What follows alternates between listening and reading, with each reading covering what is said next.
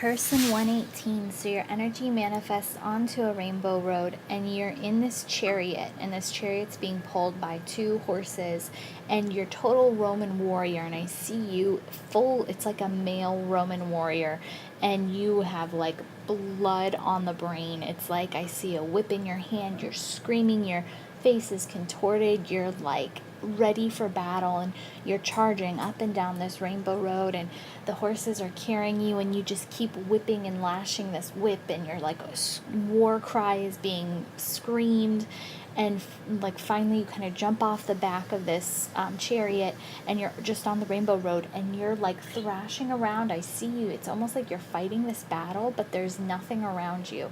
And so I'm watching, waiting for something to come into the picture, and nothing does, and you just keep like whipping the whip, and it's as if you're in battle mode fighting, but there's nothing to fight. And so at this point, when that point is kind of realized, then I see out from the middle of your body, like this male Roman warrior body, I see this almost like angel kind of manifest from the core of your body and pull out, and it's standing in front of the like Roman warrior. Now I start to see this angel, which I would connect to your higher self or your soul quality. So then I see this battle begin between the higher self, who's just standing there, they're not fighting back, but the Roman warrior is now like lashing out at the higher self, or the spiritual quality or the angel quality of yourself. And so now I see this battle between what I'm going to say is like the lower self and the higher self, or the spiritual body and the physical body, or like it's almost like the great battle between good and evil almost within you. That's, in the most simplistic of terms, but I'm seeing this battle, this internal battle now. I'm seeing it being represented as the part of you that's this soul quality, and then this part of you that's this physical quality. And so as I get this point, then I see both now pieces, this spirit piece and this physical piece, kind of meld together in this almost like yin and yang pattern. They almost get sucked into one another. And it's interesting now, it gets kind of weird. Now then I see these two components come together in like this harmony, which I see as like this yin and yang. And I see from like the right side of the picture, this big martini shaker comes in, and I see this the two components of the self be put into this martini shaker, and I see this big shaker being shaken, and I almost feel like it's like a forced togetherness now. I almost can feel like the energy from the physical body and the energy from the higher self now being like debarticulated and being forced to mix with each other, and I'm feeling like this like banging, shaking, with the ice in there and everything.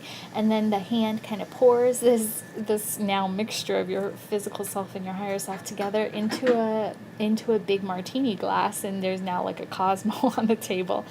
And I see you walk up to a bar, and you, as yourself, now take this martini glass and you start drinking this mixture. And as soon as you drink it, it's like you start to breathe fire. And I just keep seeing this pattern over and over. You're drinking it, and then you're breathing fire. You're drinking it, and you're breathing fire. And so from here, it's interesting because now like I'm getting the back side of you as you're sitting on this bar drinking this mixture.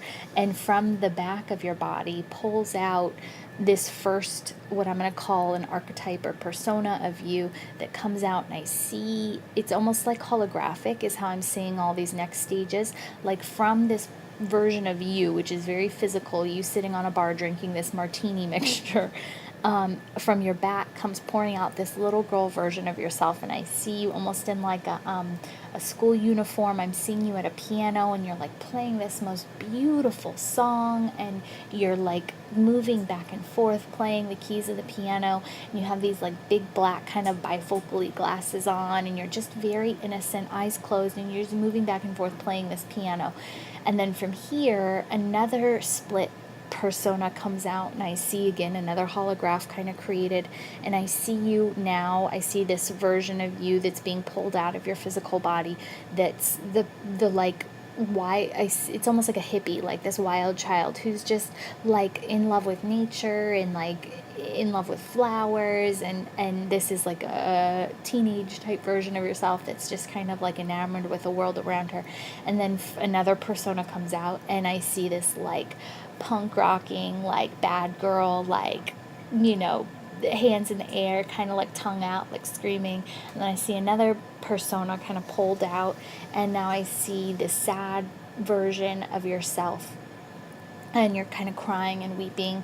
And then I see another, at the very end now of these personas that have been pulled out of you sitting at the bar drinking, at the very end I see your higher self, the one that I saw fighting or battling the Roman warrior version of yourself. And so I see you now on the at the end of this whole compartmentalized like persona work. I see the higher self sitting there. The higher self has the same look, same feel as it did on the rainbow when it's getting kind of engaged in the war with the Roman warrior. And it almost has this like melancholy, but I don't think it's sad, but it's just like almost unrecognized in a way. But so now I'm looking at the whole scene, and I'm seeing, so if we go back to the Roman warrior fighting the higher self, or the physical body fighting the higher spiritual body, and that soul quality, it's almost as if there's this like want to harmonize, but for whatever reason it's being forced. And then, I see the physical representation of you in this life, and from you, as I'm seeing these components, these dualistic kind of components that are within you, and as I'm seeing you sit at this bar drinking, I see these things that are being pulled out of you. And at the very end of the line, I'm seeing the soul quality of you, or that most divine quality of you. But I'm almost seeing all of these layers of persona that's been put up almost as like a guard in front of whatever this most divine quality of you is. And it's almost like there were these 4 or 5, however many I said, layers of you, the hippie, the innocent child, the bad girl, the sad person. I'm seeing these built up layers almost blocking that soul divine quality of you.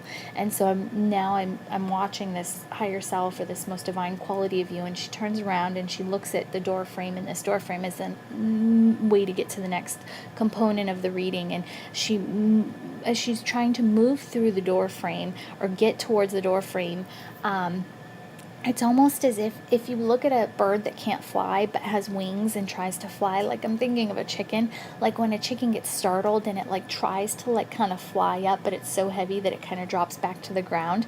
I'm seeing this soul quality of you that I would want to see flying. I'm seeing it almost with this weight inside of it, and it's like it's trying to take lift and fly and be set free, but there's this weight, and so I'm watching it do this as it like tries to fly but then gets weighted back down, and it's moving like a few feet each time towards the doorway, and finally it makes it through the doorway. And as you move through the doorway, I see you. This is where we tend to read your chakras and what's happening right now. And so as you move through the doorway, you fly right up into your third eye chakra, right in between the two eyes in the brow center of the forehead. And as this divine quality of you, this higher self, this soul quality of you flies into this area of your being, I see all these cages, these like cage after cage after cage, traps it in there and locks it. And your higher self is like locked inside of your head. And so to me, what this could mean would be an overactive left brain, ego brain, control factor, and I was actually getting pulled very much so to the intellectual side of you. It's almost as if and maybe this is where the fight between the Roman warrior and the higher self was, within your mind, within this center. It's almost as if there's like a fight between the left and right brain, the right brain being the more receptive to the holographic and the divine and that artistic side of the self, and then the left being the more analytical, the ego, the past and future, that rational side of the brain. And so it's almost as if the spirit or the soul or the divine quality of you is being trapped within the limitations of the intellect. and this control factor over this, and this part of you is being caged. And so then I see these hands, so I see your higher self in your head, and I see these hands raise up and unlock the locks that are on these gates. And it's as if it's a firefly. Your higher self comes out like this firefly, and you hold it in your hands, and you bring the firefly down in these cupped hands towards your mouth. And through your mouth, you blow like this rainbow wind into your hands, and it like illuminates your higher self and your soul. And I see this transformation happen. It's like this rainbow light is being breathed from you into your higher self, and it's like this full-on healing process. And I see the higher self now turn into this butterfly, which to me is always transformation, and it flies up towards the sun, and it leaves its like impression in the sun, and it's just in its complete and full glory. And from there it turns into the chariot again. But so when I get here in this visual of seeing you use your breath to bring awareness into the higher self. So this could one of two things to me, but what I'm mostly drawn to is I'm thinking it has something to do with your throat chakra, or not speaking a truth here, and that's maybe what's causing a limitation from the trapped sensation in the ego or in the brain, in this mental center and your intuitive center. I'm getting that there's maybe some kind of it's almost like you need to breathe life into the soul to unlock or help with whatever this constricting, limiting thought pattern is. And it's almost as if like the voice is what can heal this. So it's either expressing an authentic self, or expressing a truth, or it's some form of expression that kind of sets you free and begins a transformation, is what I feel. And so from here, I see you now up on the rainbow bridge again in your chariot. And this time, instead of being in the chariot as that crazy kind of Roman warrior, I see your higher self in your chariot, and your higher self is just in complete, it's like relaxed and open and soft. And as it moves through the chariot, instead of cracking a whip, it's like creating these rainbow lights above it, and it's almost creating this divine, beautiful path that you're moving through, and you're going right towards your Akashic records. And I see your Akashic records as this big, it looks like whipped cream, but it's like clouds and whipped cream, and I almost feel like there's something like a cherry on top. And so as we go to your Akashic records, you move in towards the steps. And so as you move through the steps, you're like kind of getting sunk down, because it's like almost cloud or something that's really weightless. And so you're moving up towards this door. And as you move through the door, what we see is like mounds and mounds of cakes and cupcakes and everything, whipped cream and sugary. And like I'm seeing, like, I don't know if it's because I'm hungry no, but it's like just filled with all these decadent desserts. And we walk in, and I'm like, what is the meaning of this? And so your Akashic records hold kind of that alignment to your highest, most divine self. So your Akashic records hold all of your lifetimes in this one place. And so it's the divine quality that strings through all of these lifetimes. And so as we move in, it's like all these sugary sweet treats. And so we call down your higher self, and it's funny because we're sitting at this table, and first I see you like eating cakes, and then I see you kind of like passed out in a sugar coma. And so your higher self comes down as, again, this like angel with a harp, and I sit down with your higher self, and I say, what's for the greatest good for this person to know? And they start to like strum the harp and try and sing me the song, but I don't know if it was me in the state or whatnot, but I couldn't really get any kind of meaning from the song. And so I said, what's for the greatest good for her to know at this moment in time? And they look at me and they go, she is tender. She is tenderness, and she is sweetness. Like, this is who she is on a divine soul quality level. Like, this is who you are. And that's the thing they kept repeating me. She is the sweetness. She is the tenderness. Like, in humanity, you are that tender, sweet soul. Like, that's what they kept saying. And so I'm like wondering, like, what then? Why are you showing me this? It's weird, because typically the Akashic records, I see something and it's almost the opposite of what we're supposed to be seeing.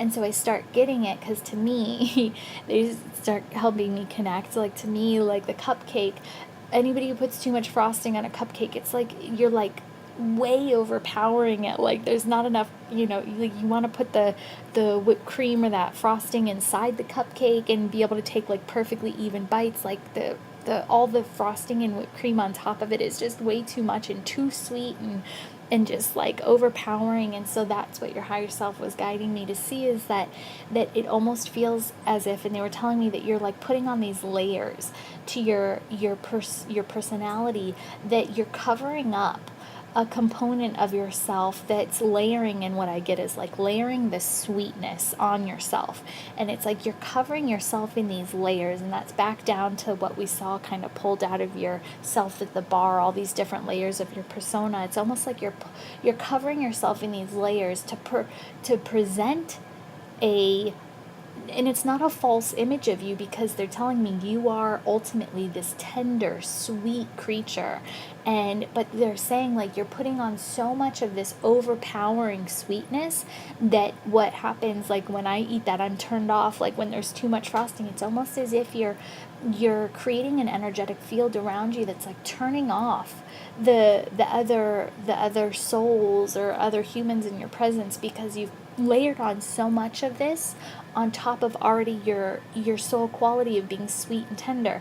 And so what they were saying was it takes a vulnerability or an openness and an what's the word I'm looking for? I'm saying an inability, but it takes a level of understanding that you are this divine quality of sweet and tenderness, that you don't need to continue to layer that quality on top of yourself to like almost impress the people around you. That it's like there's, and they were getting me to the word vulnerable, like it's gonna feel vulnerable to let go of those layers of yourself and be that authentic self that is the sweetness and tenderness. And there's going to be a vulnerability in that, but by doing that you align more completely with who you are in this most divine light. And that's, I think, what allows the energy and everything to be completely in harmony. And that's back to the Roman warrior fighting the inner self. It's like, let go of the layers, these created personas, these created layers of yourself, and be that authentic, tender, and sweet person that they're showing me that you are in this most divine place. And that's what creates the most authentic connection to yourself. And so then I was asking about the cage over your third eye, and what the meaning of this is. And I think what that was trying to show was that it's a thought. It's going to be the limiting thoughts, or the constraints, or I don't know, I get like a limiting thoughts, or this intellect, something about the thought process is what's going to be the hardest, is letting go of the thought processes you have, or even realizing maybe that you've created these personas and that they are just these thoughts, these piles of thoughts of thinking this is who you are, or who you need to be, or who you need to present yourself as. And by unlocking that, releasing the cage, that what sets the most highest version of yourself free. So with light and love.